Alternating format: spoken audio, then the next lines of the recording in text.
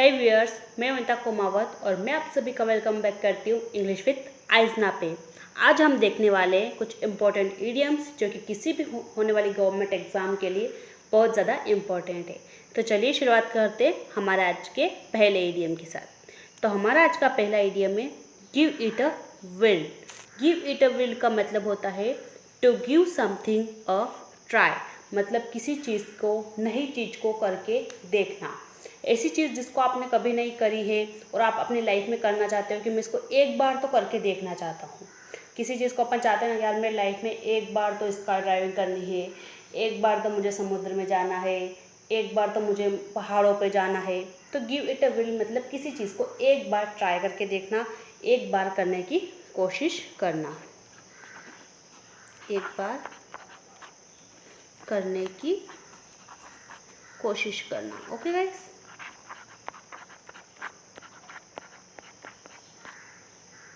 तो अब देखते हैं अपन गिव इट अ वर्ड को सेंटेंस में। तो इसका एग्जाम्पल मैंने लिया है, I am absolutely terrified of sky diving but I think once in my life I will give it a whirl. मतलब कि मुझे जो है स्काई डाइविंग से टेरिफाइड का मतलब होता है डरना, बहुत ज़्यादा डरना। किसी चीज़ से जब अपन बहुत ज़्यादा डरते हैं, भयभीत हो जाते हैं, तो अपन वहाँ वर्ड यूज़ करते हैं टेरिफाइड।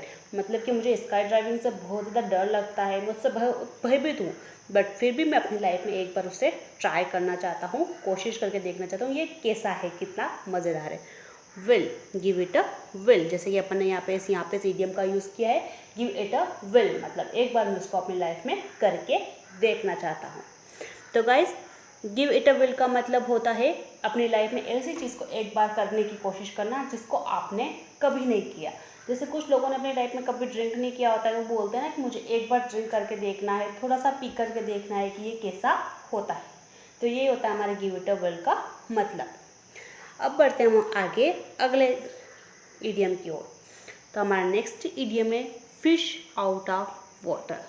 इसका आप मतलब निकाल ही सकते हो। जब किसी मछली को अपन पानी से बाहर निकाल देंगे तो कितनी घबराएगी वो, मतलब अपने कंफर्ट जोन से बाहर आ जाएगी।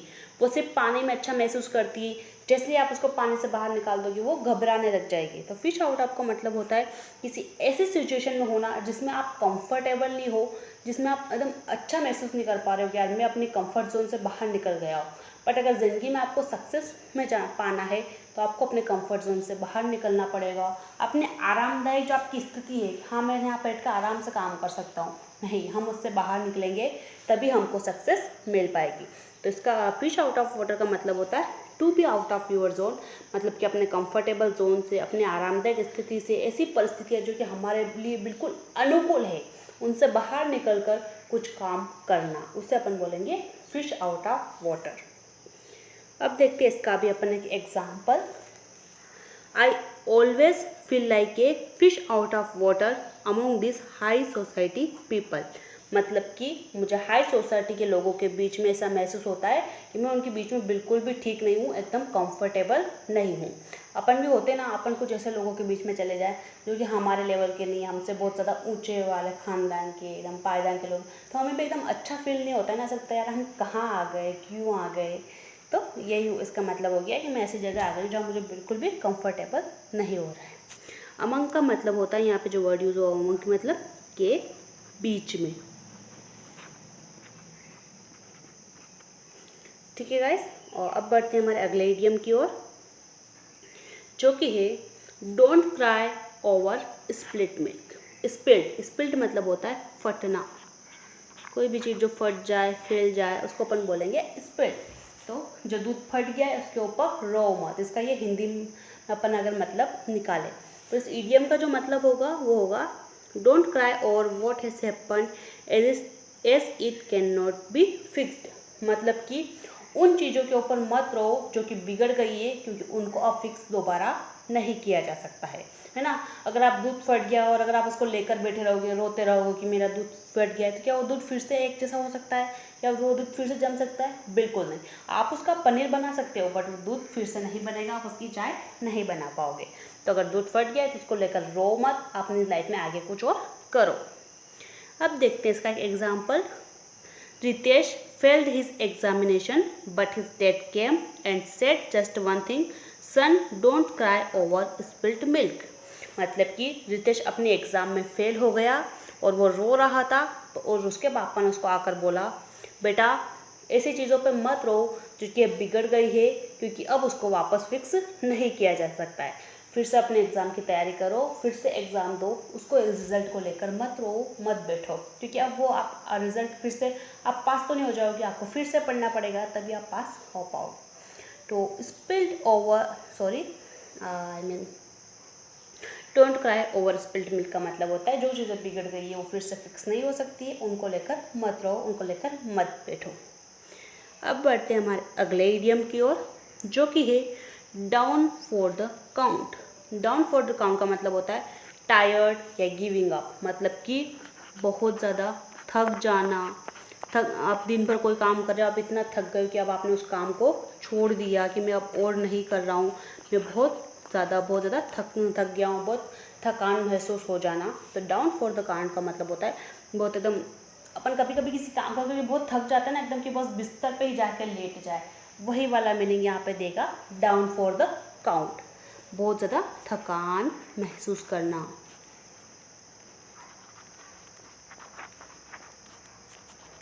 आप समझ जाना थोड़ा सा मेरी हैंड राइटिंग, क्योंकि मुझे डिजिटल पेन से लिखने की इतनी अच्छी हैबिट नहीं है। अब बढ़ते हैं अपन इसके एग्जाम्पल की ओर। I am down for the count after whole day working. पूरे दिन भर काम करने के बाद मैं बहुत ज़्यादा थक गया था। यहाँ पे हमने इडियम का यूज़ किया है I am down for the count, किस चीज़ के लिए, कि मैं बहुत ज़्यादा थक गया। आफ्टर के बाद में, आफ्टर का मतलब होता है के बाद में। होल डे वर्किंग, होल का मतलब होता है पूरे डे वर्किंग, मतलब उसने पूरे दिन भर काम किया और वो बहुत ज़्यादा थक गया।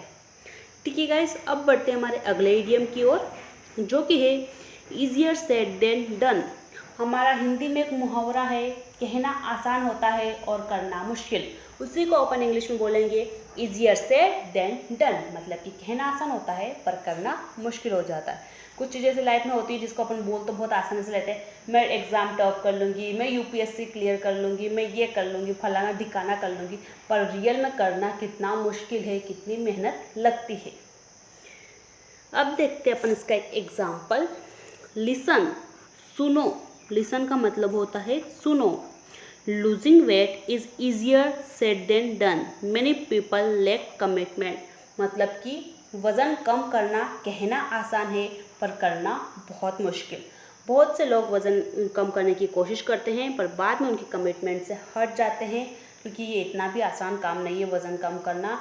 आपको अपना खाना पीना सब छोड़ना पड़ता है, आपको एक्सरसाइज करनी पड़ती है बहुत सारी। तो वज़न कम करना कहना बहुत आसान है पर करना बहुत मुश्किल। तो आई होप गाइज आपको इडियम क्लियर हुआ होगा। इजियर सेड देन डन, कहना आसान है पर करना मुश्किल। अब बढ़ते हैं हमारे अगले इडियम की ओर, जो कि है ब्रेक अ लेग, मतलब टांग तोड़ के आ जाना। जी नहीं, इसका ये मतलब नहीं हुआ break a leg. Break a leg का मतलब होता है saying good luck to someone, किसी को उसके अच्छे भविष्य के लिए शुभकामना देना, गुड लक कहना। जैसे कि अपन कहते हैं ना, किसी की एग्ज़ाम होती है तो all the best, good luck, मतलब कि आप जो भी करो उसमें आपको बिल्कुल सफलता मिले और आप बहुत अच्छा करो। किसी को गुड लक विश करना, किसी को अच्छा कुछ भी विश करना, ब्रेक अ लेग मतलब। एग्जाम्पल अपन देखते हैं। Hey Berry, it's time for you to get on the stage and present your monologue, break a leg. पहले तो मैं यहाँ पे आपको यूज़ हुए वर्ड्स का मीनिंग बता देती हूँ। यहाँ पे एक वर्ड यूज़ हुआ है मोनोलॉग। ये जो लोग है ना, ये एक रूड वर्ड है, लोग। इसका मतलब हमेशा स्पीच से जुड़ा हुआ होता है, स्पीच, कुछ बोलने से। लोग का मतलब LOGUE, जहाँ पे भी ये आपको ये रूट वर्ड किसी वर्ड में दिख जाए, इसका मतलब होता है स्पीच से, कुछ भी बोलने से जुड़ा हुआ होता है। तो यहाँ पे लोग मतलब हो जाएगा भाषण, आप कुछ बोल रहे हो। और मोनो ये भी रूट वर्ड है जिसका मतलब होता है सिंगल, यानी कि अकेला। तो मोनोलॉग का मतलब हो गया कि वो अकेला बोलेगा और बाकी सब लोग उसको सुनेंगे।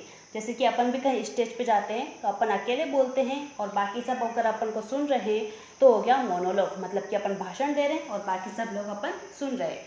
नरेंद्र मोदी जी क्या करते हैं, मोनोलॉग करते हैं, वो बोलते हैं और बाकी सारी पब्लिक उनको सुनती है। ठीक है गाइस,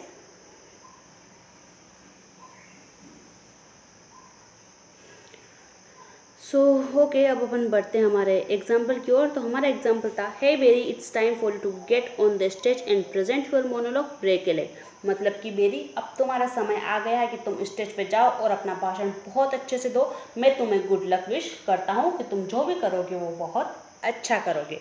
तो ब्रेक लेग का मतलब होता है किसी को गुड लक कहना, किसी को ऑल द बेस्ट कहना, किसी के लिए किसी के अच्छे के लिए कामना करना, किसी को अच्छे के लिए जो शुभ हो उसके लिए अपन जो बोलते हैं ना, have a good day, all the best, all that things.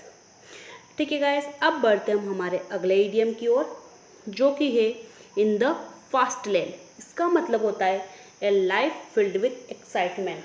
मतलब कि ऐसी ज़िंदगी जीना जो कि उसमें बहुत एक्साइटमेंट हो, बहुत हर्षोल्लास हो, बहुत हैप्पीनेस हो, एकदम एडवेंचर से भरी हुई लाइफ जीना, उसके लिए अपन इडियम का यूज़ करते हैं इन द फास्ट लेन। मतलब कि एडवेंचरस लाइफ, एक ऐसी ज़िंदगी जीना जो कि बहुत हैप्पीली हो, बहुत खुशी वाली हो, बहुत एक्साइटमेंट वाली हो, बहुत एकदम हर्षोल्लास वाली हो। एकदम आप कहीं घूमने जा रहे हो, आप मस्ती कर रहे हो, आप पहाड़ों पे चढ़ रहे हो, आप हाइकिंग कर रहे हो, आप समुद्र के अंदर जा रहे हो, आप स्काई ड्राइविंग कर रहे हो, ऐसी लाइफ के लिए अपन बोलेंगे इन द फास्ट लेन। अब देखते हैं अपन इसका एग्जाम्पल। व्हेन शान टर्न्ड 40, मतलब कि जब शान की उम्र 40 साल की हो गई, he decided to live his life in the fast lane. उसने सोचा कि अब वो अपनी लाइफ को बिल्कुल पूरी तरह से जिएगा। And quit his job for his hobbies. Quit यहाँ पे QUIT, क्वाइट का मतलब होता है छोड़ना। अब वो अपनी जॉब को छोड़ देगा और अपनी हॉबीज़ को, उसके जो शौक है उनको पूरा करेगा और अपनी लाइफ को जिएगा। जब शान ने 40 की उम्र मतलब पूरी कर ली, तब उसने सोचा कि यार इतनी उम्र तो हो गए पैसे कमाते कमाते, अब उसने इतने सारे पैसे इकट्ठे भी कर लिए, तो अब वो अपने शौक पूरे करेगा, अपनी लाइफ जिएगा एकदम अच्छे से, मज़े वाले तरीके से, और अपनी जॉब छोड़ देगा। तो क्वाइट मतलब होता है छोड़ना, डिसाइड मतलब होता है किसी चीज़ के लिए निर्णय लेना।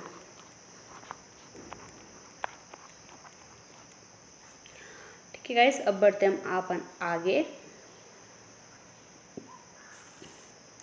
आज का हमारा लास्ट इडियम है, सॉरी गाइस, आज का अपना लास्ट इडियम है लूज योर मार्बल्स। मतलब कि अपनी जो सोचने समझने की शक्ति होती है वो खो देना। टू गो इंसेन, इंसेन का मतलब होता है पागल हो जाना, एकदम सनकी हो जाना। मतलब तो एक तरह से आप इसका मतलब बोल सकते हैं लूज योर मार्बल्स, मतलब पागल हो जाना, अपने दिमाग की सोचने समझने की शक्ति खो देना। किसी आपके साथ कुछ ऐसा हो गया कि आपको बहुत ज़्यादा गुस्सा आ रहा है और आप एकदम पागलों की तरह काम करने लग जाओ। आपके साथ कुछ ऐसा हो जाता है, कभी कभी हमें गुस्सा होता है तो अपन कुछ भी एक्शन लेने लग जाते हैं जो काम हमको नहीं करना होता है। तो इसका वही मतलब होता है लूज योर मार्बल्स। मतलब कि अपने दिमाग पर से एकदम संतुलन खो देना और कुछ भी काम करने लग जाना, एक तरह से पागलों की तरह पागल हो जाना, संकी काम करने लग जाना कुछ भी।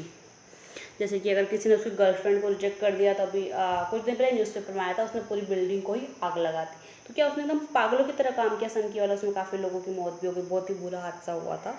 तो लूज योर मार्बल्स मतलब कि पागलों जैसे काम करते हैं, आपके साथ कुछ ऐसा हो गया है कि आपने बिल्कुल सन की हरकतें करने लग जाओ।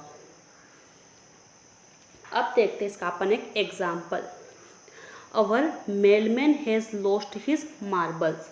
हमारा जो मेलमैन है, जो हमारा पोस्टमैन है, जो कि हमको कुछ भी चिट्ठियाँ ला के देता है, वो पागल हो गया है। क्यों? क्योंकि every day he drops Mister Smith's mail on our door. क्योंकि हर दिन वो मिस्टर स्मिथ का जो मेल है वो हमारे घर के बाहर छोड़कर चला जाता है, हमारे दरवाजे पर छोड़ कर चला जाता है, ना कि मिस्टर स्मिथ के घर पे। तो हमारा जो मेलमैन है, या फिर आप एक तरह से पोस्टमैन भी समझ सकते हो, वो पागल हो गया है, इंसान हो गया, संकी हो गया, उसको समझ में ही नहीं आ रहा है कि वो क्या काम कर रहा है। तो गाइस, ये थे हमारे आज के कुछ इडियम। लॉस्ट इज मार्बल का मतलब होता है टू गो इंसान, मतलब पागल हो जाना। आई होप आपको आज के हमारे इडियम समझ में आए होंगे। मिलते हैं मेरे नेक्स्ट वीडियो में, तब तक के लिए bye bye, take care, thank you so much guys.